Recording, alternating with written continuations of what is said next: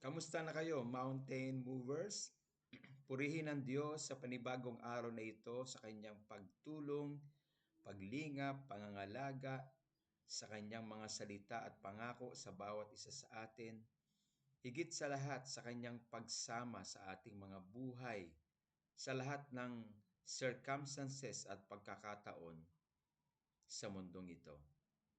Tiyak ang ating katagumpayan sapagkat ang Diyos ay gumagawa ng kabutihan at mga himala sa bawat sandali ng ating buhay. Ito man ay malaki o ito man ay maliit na himala, ang Diyos ay hindi tumitigil ng paggawa ng mabuti sa ating lahat. Kaya tayo ay laging magpasalamat at sabihin natin sa Kanya sa bawat sandali ng ating buhay na salamat Panginoon sapagkat kahit kailan ay hindi ka nagpabaya. Sa halip ikaw ay tumulong. Sinamahan mo kami at pinagtagumpay mo kami sa anumang uri ng pagsubok, pangangailangan. Kami ay nagtagumpay. Higit sa lahat kami ay iniingatan mo sa bawat lakad namin, sa bawat paglabas namin sa aming bahay at pagdating sa bawat ginagawa namin. Kami ay may katiyakan na hindi mo po kami pababayaan, iiwan. Sa halip kami ay tinutulungan ninyo at ipinagtatagumpay sa bawat araw ng aming buhay. Marami tayong ipagpapasalamat sa Diyos.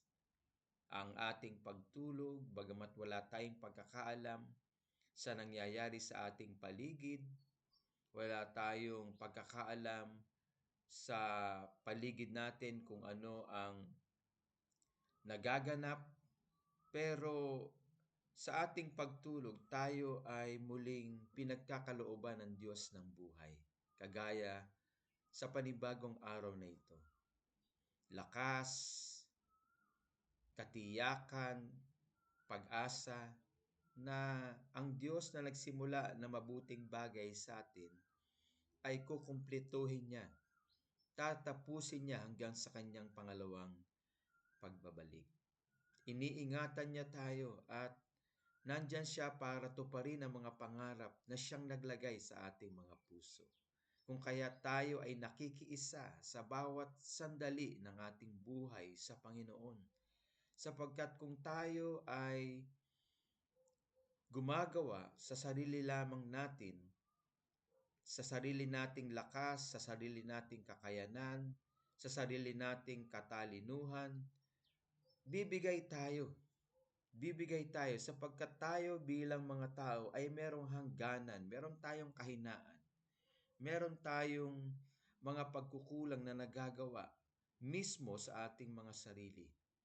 Bagamat tayo ay may mga layuning na dapat gampanan araw-araw pero nagfi-fail tayo dahil nga sa kahinaan ng ating mga katawan, dahil nga sa limitasyon ng ating mga sari-sarili. Pero kapag tayo ay nakibahagi sa kalakasan ng Diyos, sa kawalan ng limitahan ng Diyos, sa katagumpayan ng Diyos, sa kapangyarihan ng Diyos, sa kanyang mga pangako, tayo ay may katiyakang magtatagumpay. Kagaya nga ng sinasabi dito sa 2 Peter chapter 1 beginning verse 3 all the way down dito sa mga verses na ating babasahin. Babasahin ko po ito sa New International Version. Ang sabi po dito sa 2 Peter chapter 1 beginning verse 3, His divine power has given us everything we need for life and godliness through our knowledge of Him who called us by His own glory and goodness. Ang kanyang walang hanggang kapangyarihan ang nagkaloob sa lahat ng ating mga pangangailangan, binigyan niya ng katugunan.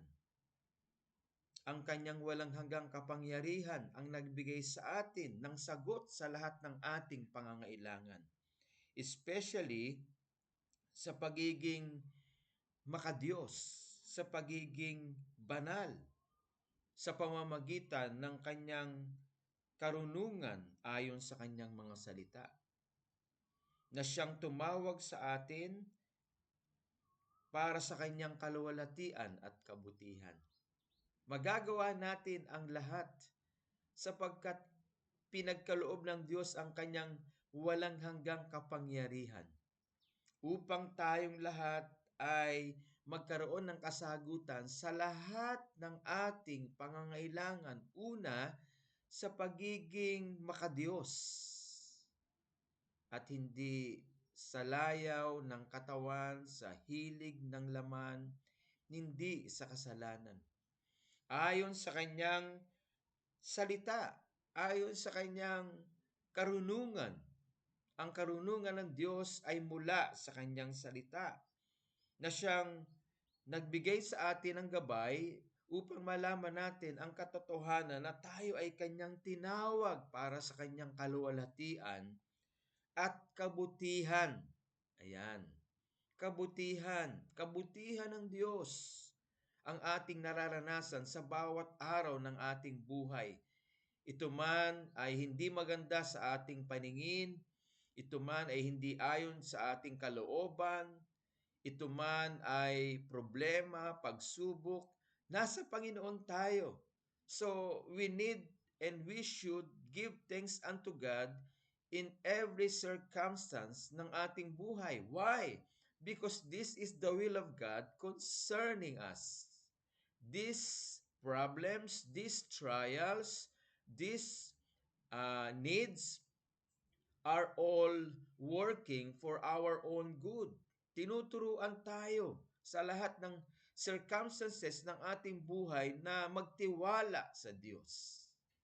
Na mabuhay kagaya ng ating Panginoong Hesukristo dito sa mundong ito na inusig, pinagtangkaang patayin at napatay, ibinayubay sa krus, pero nanatiling nagtitiwala sa Ama at nabubuhay nung time niya na nagbibigay ng karangalan sa Ama at pagpapala sa mga tao sa paligid niya.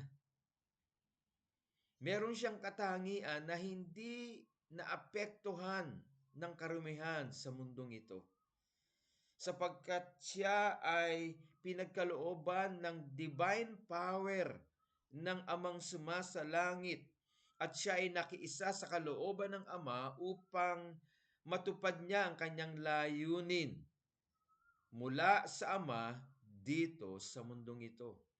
Kung kaya tayong lahat ay nagkaroon ng kaligtasan, napatawad tayo sa lahat ng ating mga kasalanan at tayo ay nabigyan ng pribilehiyo na mabuhay ng may katagumpayan na nagbibigay ng karangalan sa Diyos sa lahat ng pagkakataon sa ating mga buhay. Kagaya ng sinasabi dito sa ating binasa sa 2 Peter chapter 1 verse 3, that His divine power has given us everything we need for life and godliness through our knowledge of Him who called us by His own glory and goodness. Everything works for the goodness of God in our life. Kaya lahat ng ito ay ipagpasalamat natin sa Panginoon sapagkat nandyan siya, madali niyang lutasin ang ating problema, madali niyang bigyan ng solusyon ang ating mga pangangailangan. Pero may mga araw na bakit parang ang tagal ng problema, ang tagal ng pangangailangan bago matugunan. O minsan sabihin na nating naghihirap pa tayo para sa katugunan ng ating pangangailangan, bagamat tayo ay nagtitiwala sa ating Panginoon. Inaalaw ng Diyos yun upang i-develop niya ang mga katangian na binanggit dito sa mga sumunod na mga talata. Ang sabi sa verse 5 ng 1 Peter chapter 2, 2 Peter chapter 2, 2 Peter chapter 1 rather, Verse 5, for this reason, make every effort to add to your faith goodness. Ayan. For us to develop yung tinatawag na goodness out of our faith unto the Lord. Ang ating pananampalataya sa Kanya na nagpapatuloy sa gitna ng pagsubok, pangangailangan, problema, ay nagbubunga ng kabutihan. Kabutihan ay nagbubunga ng karunungan. At ang karunungan ay nagbubunga ng pagpipigil sa sarili. At ang pagpipigil sa sarili ay nagbubunga ng katiyagaan, ng katatagan, and to perseverance, godliness. At ang katatagan, ang katiyagaan ay nagbubunga ng pagiging makadiyos. At ang pagiging makadiyos ay nagbubunga ng kabutihan sa ating kapwa. At ang kabutihan sa ating kapwa ay nagbubunga ng tunay na pag-ibig. May dinidevelop pala ang Diyos sa ating buhay sa oras ng ating mga pangangailangan na hindi agad-agad na tutugunan sa mga problema na dumarating sa ating buhay na pinahihintulutan ng Diyos. May bunga palang na nagiging resulta sa ating buhay. Ito ay ang pananampalataya, ito ay ang kabutihan, ito ay ang karunungan, ito ay pagpipigil sa sarili, katiyagaan, katatagan, pagiging makadiyos, at kabutihan sa ating kapwa at tunay na pag-ibig. Ayan. Kaya huwag tayong magtatampo kapag meron tayong pangangailangan sa Diyos, ipinanalangin natin sa Kanya, pero hindi niya agad binigyan ng sagot. O minsan, para tayong nasa gitna ng dilim, hindi natin alam kung anong gagawin natin. Magtiwala sa Diyos, manampalataya sa Diyos. Kapag may mga bagyong dumarating sa buhay, imbis na mag-alala, matakot, mangamba, magtiwala sa Diyos. Kahit na literal na bagyo, katulad ni Christine, katulad ni Pipito, imbis na mangamba, matakot, magtiwala sa Diyos. Sapagkat ang pagtitiwala sa Diyos ay nagbubunga ng kabutihan. Kabutihan, nagiging kalakasan tayo ng ating kapwa, kalakasan tayo ng ating pamilya, at karunungan mula sa Diyos. Karunungang lalong nalalapit ang ating buhay sa Panginoon sapagkat na iiugma natin ang ating buhay sa buhay ng Panginoong Yesus at may katatagan sa anumang sitwasyon sa buhay na ito. At ang karunungan ay pagpipigil sa sarili. Ayan, natututunan na nating pigilin ang ating mga sariling kalooban sapagkat ang kalooban niya na ang nagaganap sa ating buhay, which is goodness, kindness, meekness, humbleness, gentleness, and self-control. At ito ay nagbubunga sa katiyagaan, katatagan. Ayan, nagiging matatag tayo. Nagiging malakas tayo sa buhay na ito. Yung ating kahinaan ay nagiging katatagan. At ito ay nagdadala sa atin ng pagiging makadiyos. Nakakapagbigay tayo ng karangalan sa Kanya. At ang pagiging makadiyos ay kabutihan natin sa ating kapwa. At ang kabutihan sa ating kapwa ay tunay na pag-ibig. Na aalis ang galit, ang puot, ang pagdadamdam, naaalis ang mga bagay na hindi maganda sa ating buhay. Natututo tayo bilang bunga ng walang hanggang kapangyarihan ng Diyos sa ating buhay bilang binigyan niya ng katugunan ng lahat ng ating mga pangangailangan. Spiritually, physically, mentally, emotionally, financially, and at the same time, relationally sa ating kapwa sa ating kaibigan, sa ating kapitbahay, sa ating mga mahal sa buhay. Kaya tayo ay nagiging tunay na pagpapala. Hindi lamang sa Diyos na nakapagbibigay tayo ng karangalan, kung hindi sa ating kapwa. Sa ating kapwa. Salamat sa Diyos sapagkat His divine power is always available to each one of us. Divine power na masasabi nating higit sa anumang kapangyarihang meron sa mundong ito. Kaya wala tayong dapat na ipangamba o ikatakot. Kahit sabihin pa nating harapin tayo ng kahit na anong kasamaan o pwersa ng kadiliman, wala silang kapangyarihang higit sa kapangyarihang available para sa atin. Because this power is divine power from heaven. Ito ang pinaka kapangyarihang kailangan ng tao. Ang kapangyarihan ng Diyos na gumawa ng langit at lupa. Ang kapangyarihan ng Ama na available sa ating lahat bilang kanyang mga anak. Kaya wala tayong dapat na ikatakot, wala tayong dapat na ipangamba, wala tayong dapat na ipag-alala. Magtiwala tayo sa Kanya at tayo ay makiisa sa Kanyang kalooban.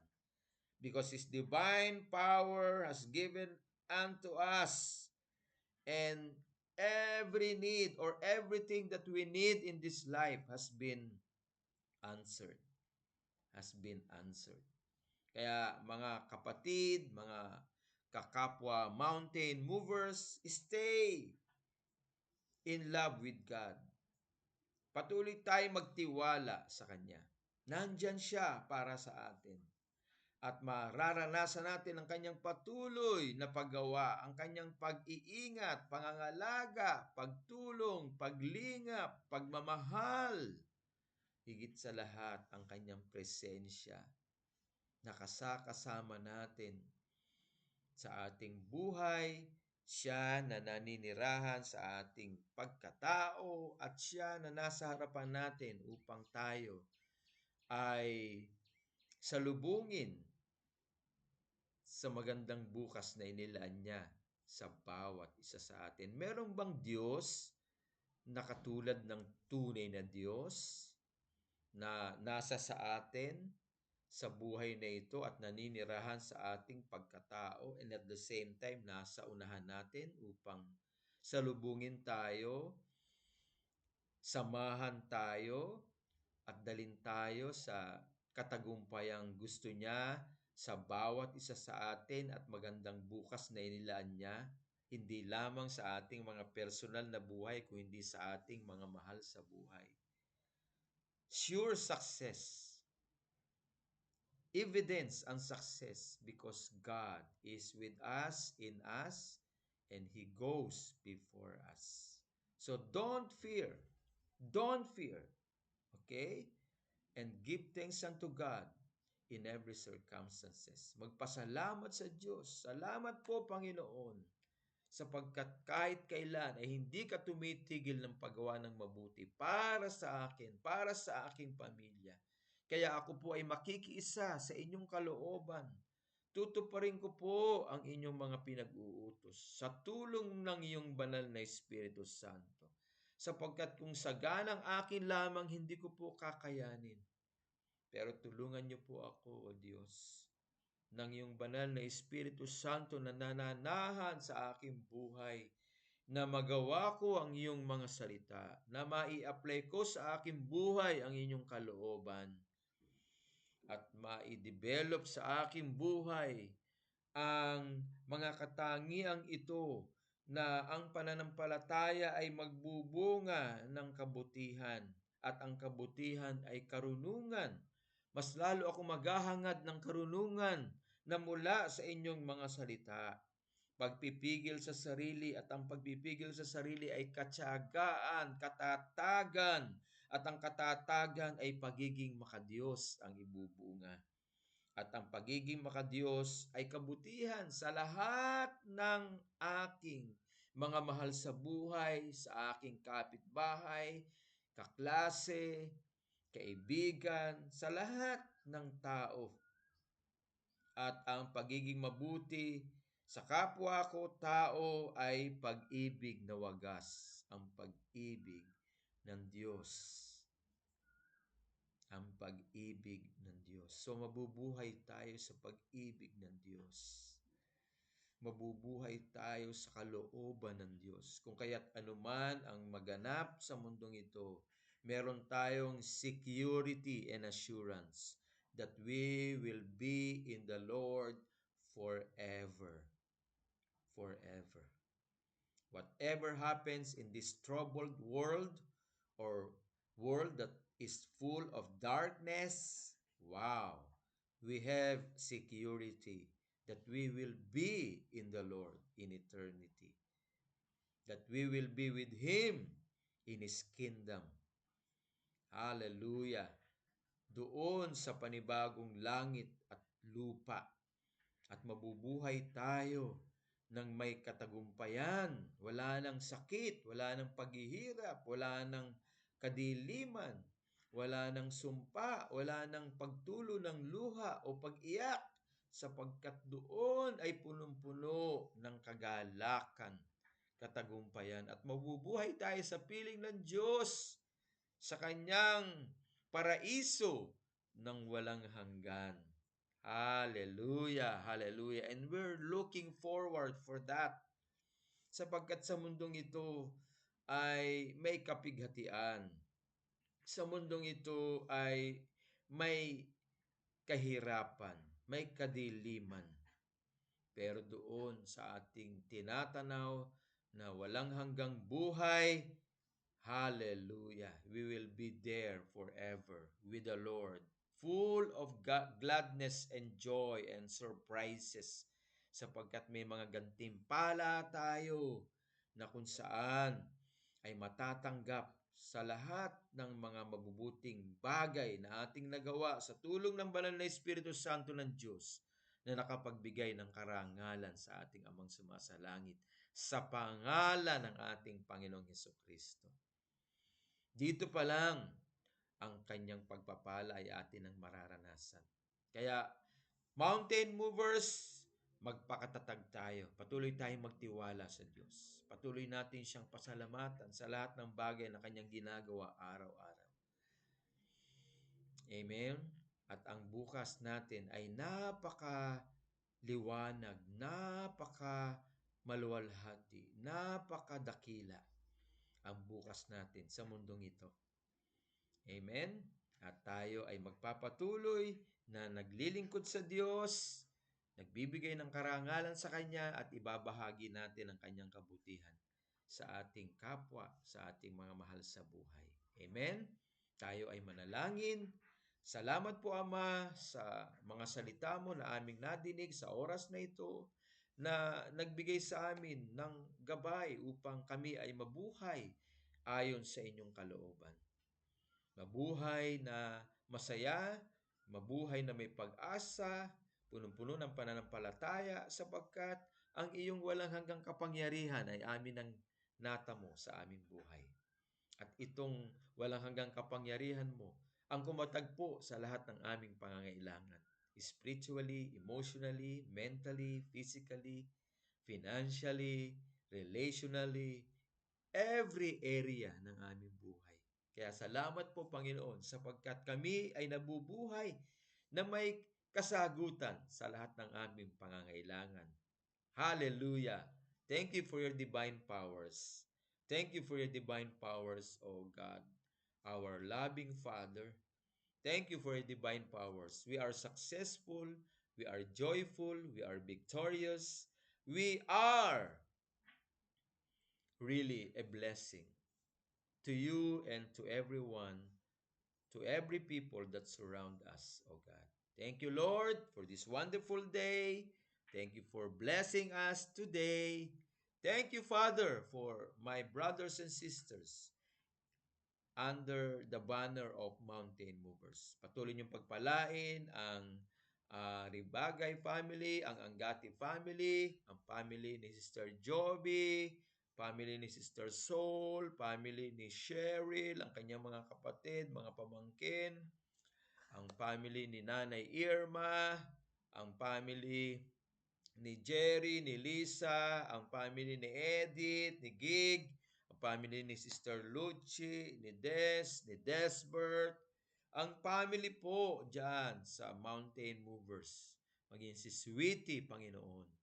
Hallelujah, hallelujah. Palaguin niyo ang bawat isa at patuloy na kami ay nagbabalik ng papuri, pasasalamat sa inyo, Ama, sa pangalan po ng aming Panginoong Yesus, habang pinagpapala mo rin po, Panginoon, ang family ko dyan sa Anggati family, si Amel, si Nining, si Nunoy, si Fidel, si Wengweng. O God, purihin ka, pasalamatan ka, ngayon at magpakailanman. Sa pangalan ni Jesus, ang lahat ng mountain movers, maging ang pamilya ni Jaja, ni Darlene, o God, ay magsabi ng Amen! Amen and Amen! Praise the Lord! Mountain movers, God bless you all! Bye-bye!